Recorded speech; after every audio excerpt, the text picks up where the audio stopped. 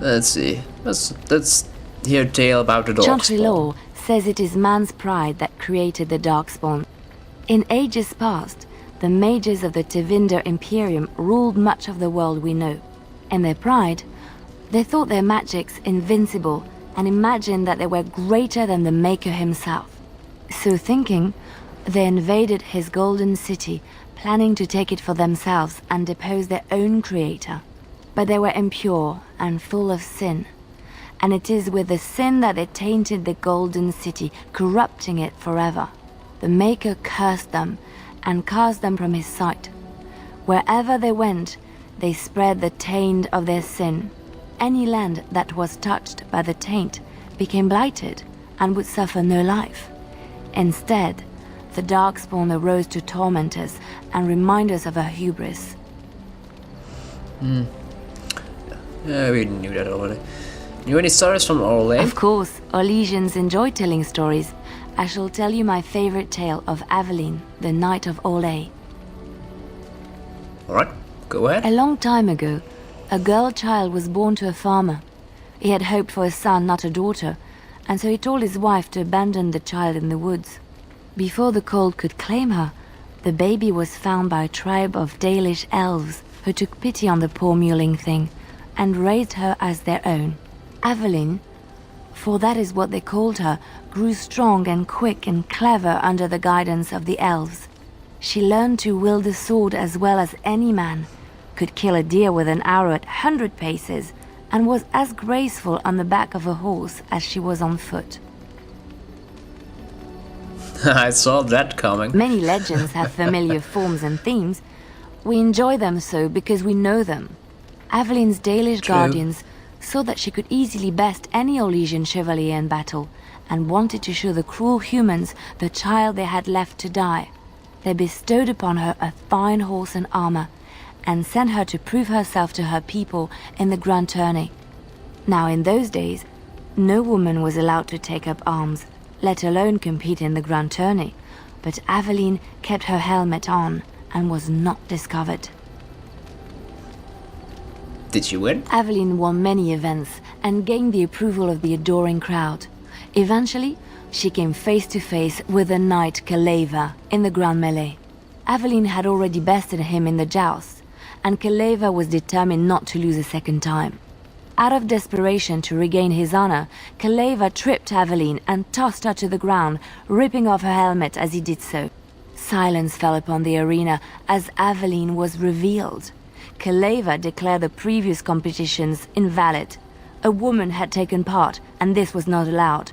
But the crowd cheered for Aveline. Kaleva was furious, for he had lost to a woman and was now being shamed. Blinded by his rage, he forced Aveline to her knees. "Know your place, woman," cried he, and slit her throat. Ouch. That's quite horrible. The son of the king, Prince Freyan, was present. He recognized Aveline's skill and bravery and began to see the injustice done to the women in his land. When he was made king, he rewrote the laws of Orlais so that women could also become chevalier. He honored Aveline and knighted her after her death. And to this day, any female who is knighted reveres Aveline the Brave, for she is the patron of all women chevalier. Cool. And any stories about Freldon? I know one, told to me by my mother a long time ago. It always chilled me to the bone. Maybe you have heard of Flemeth? Oh dear. I mean, Morgan's Plymouth? Are you sure? Was she the Flemeth of legend? Flemeth, the devourer of men? Flemeth, mother of witches? Flemeth, demon-touched, who dwells in the mists? Well, she didn't really introduce herself as such. Ferelden mothers scare their daughters with talk of Flemeth. They say that if you're bad, Flemeth will spirit you away and bind you to her forever. They also say that Flemeth mourns her lost beauty and will steal yours through your looking glass if she catches you. Right, go ahead, tell me the story. Flemeth's beauty was known throughout the land. She had hair like unto a moonless night, skin as pale as winter's first snow, and eyes as beautiful and perilous as the sea. When she came of age, she came to the attention of the Lord of Highever, Conobar, and he took her for his wife. Conobar soon learned that his young bride had the gift of magic. He kept this a secret, for he feared that she would be taken from him. Flemeth stayed with Conobar for some years, and with his blessing she practiced her art. And then one day, a young poet named Osen came to the castle. Flemeth was captivated by Osen's voice, and he by her beauty, and they fell in love. Right, what happened then? Flemeth longed to be with her true love, and she and Osen fled from Conobar's lands, seeking refuge in the Kokari wilds with the Chasing tribes. They lived there happily for many a year, till the day Flemeth received news that Conobar was dying and longed to see her face one last time. Flemeth's heart swelled with pity for the man who once was her husband, and begged Osen to return to Conobar's side with her. But when Flemeth and Osen entered Highever, they were captured by Conobar's men, and Osen was slain in front of Flemeth's eyes. Flemeth was imprisoned in the highest tower of the castle, there to await Conobar's judgment on her. Distraught at the loss of her love, Flemeth plotted revenge against her husband. She summoned a fey demon, intending for it to wreak vengeance on Conobar. But a spell went awry. The demon possessed Flemeth. Turning her into an abomination, the halls of the castle ran red with blood as Flemeth slaughtered Conobar and all his men. The last of Flemeth's humanity melted away, and at dawn, she stole back to the wilds to plot and scheme for 100 years. They say she took to her side many Chasing men, and with their help, begat her daughter witches, who even now prowl the dark places of the Kokari wilds.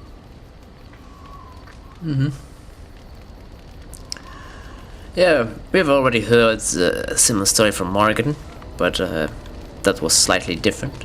So this is what Morgan said truly happened, and this was the Bard's version. Is there another story I wanted to hear? Yeah, I don't know. Daily, should I say? No, maybe it's another time. It will come to you soon, I'm sure. Yeah, sure. Right. Never mind. Look at that, she approved. Warm. Her approval is warm. Oh dear. Alright, people. Let's have a rest and then head out. We're heading out. It has begun. It has begun, indeed. A flam. Alright, let's see. Yes. Sovereign. Indeed. Morgan. Stan. Yes. Or maybe,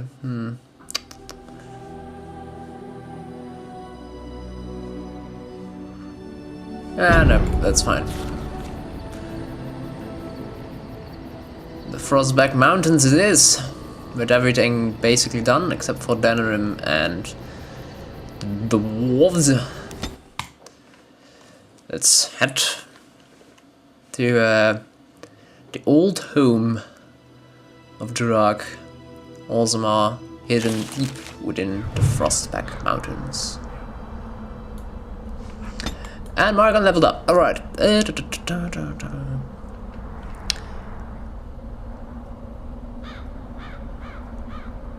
Oh, willpower grants more mana, and magic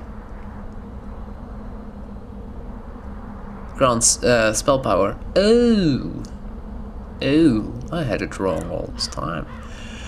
Okay, let's give you some more willpower. Yeah, let's just pool it all down in willpower. Master herbalism. Yeah, sure. You need to create potions and strong ones. Once we have a potent health recipe, we'll create those as well. How are you in the healing business? Pretty good. Excellent. Let's Let's see.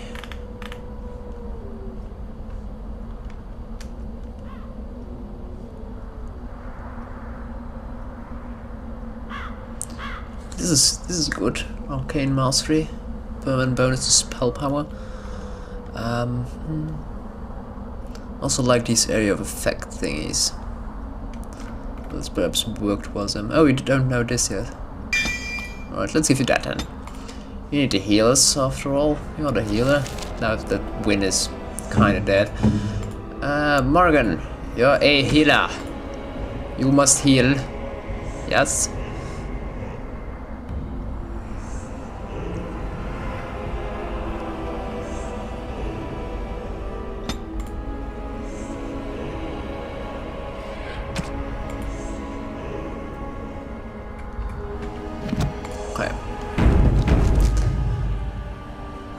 We'll micromanage everything else then.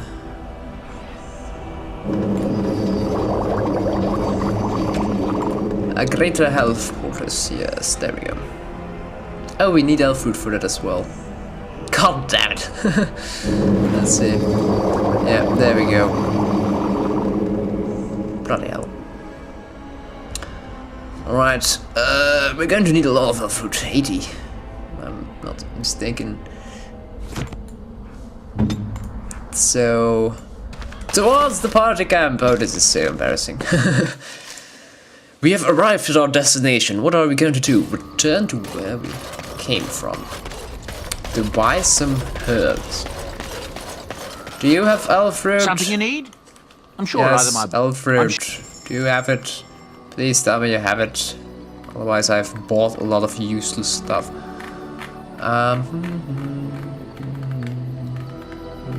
Oh dear. Oh no no no. Ah, bloody hell. No elf fruit, are you kidding me? I have 40 distillation agent stuff and I have no elf fruit. This is just embarrassing. Crap. Good thing we didn't give away all the elf fruit. I would have had, like, nothing. Yes. Indeed. Yes. Oh yes, Frostback Mountains, please. Thank you very much. Alright, we'll find more elf fruit on the way, no doubt about that. Although I'm not sure that we'll find much within the mountains. Here's some death fruit. So not really elf fruit now, is it? Oh dear. Bounty hunters. That doesn't sound good. Oh, alright, not even making time to get acquainted, just jumping straight into a killing then, are we? I'm a one shot. No gain sends his regard.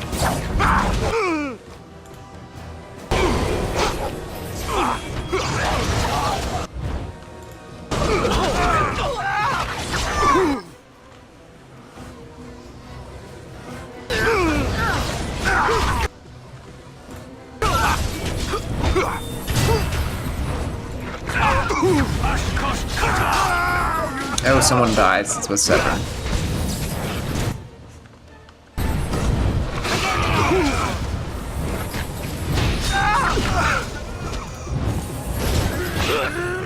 Morgan, you're supposed to heal us. How did that happen, huh? Hey, hi.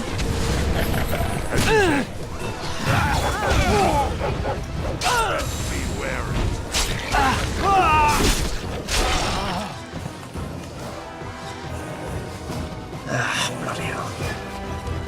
Seven, are you alright? They're dead. You can get up again, lazy bastard. Elf. We need that. Go on then. Let's see. Cracked skull, penalty to cunning. Yes, one. Actually, we're very close to the party camp, so I'm tempted to just go back and let the game decide that he's not in immediate danger. Alright, so we have arrived. What do? We go back to the party camp. We come back immediately after. What do? We go back to the party camp. This is some sort of failed attempt at a comedy apparently. This is not funny. Not